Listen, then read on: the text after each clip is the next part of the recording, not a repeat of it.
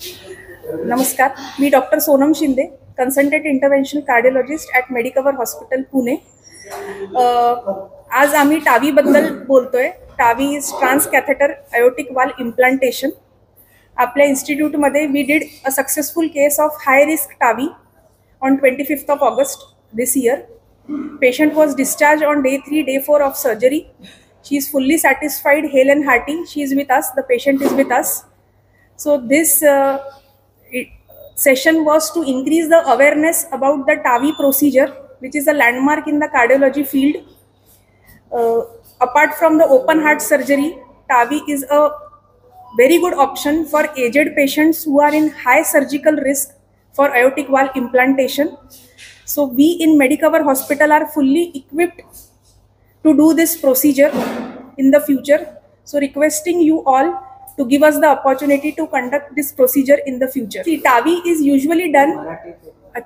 TAVI हे procedure म्हाताऱ्या लोकांमध्ये usually we do it mostly more than 65 years. अशा लोकांमध्ये who are having uncontrolled sugars, ज्यांना बीपीचा त्रास आहे, शुगरचा त्रास आहे, किडनीचा त्रास आहे, वेट जास्त आहे, काही काही लोक डायलिसिसवर असतात, ज्यांना सर्जरीसाठी भरपूर हाय रिस्क असतात, त्या लोकांना टावी हे लँडमार्क सर्जरी असते विथ नो रिस्क. कारण की आपण ओपन हार्ट सर्जरी न करता आपण transcatheter aortic valve implantation करतो, ज्याच्याने सर्जिकल रिस्क नलिफाय होते आणि patient can immediately go home on day 3 after surgery. जर कमी वयामध्ये आयोटिक स्टिनोसिस असेल, which is usually congenital or rheumatic, so TAVI is not the best option for that patient. Usually open heart surgery is the first option in which we use the metallic वाल.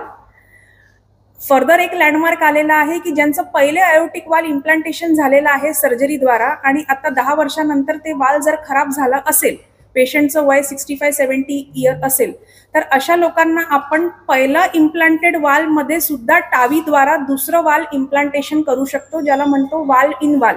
हे पण एक टावीचं खूप चांगलं benefit आहे, कारण की तो patient second time will not go for open heart surgery, which will be very high risk for the patient.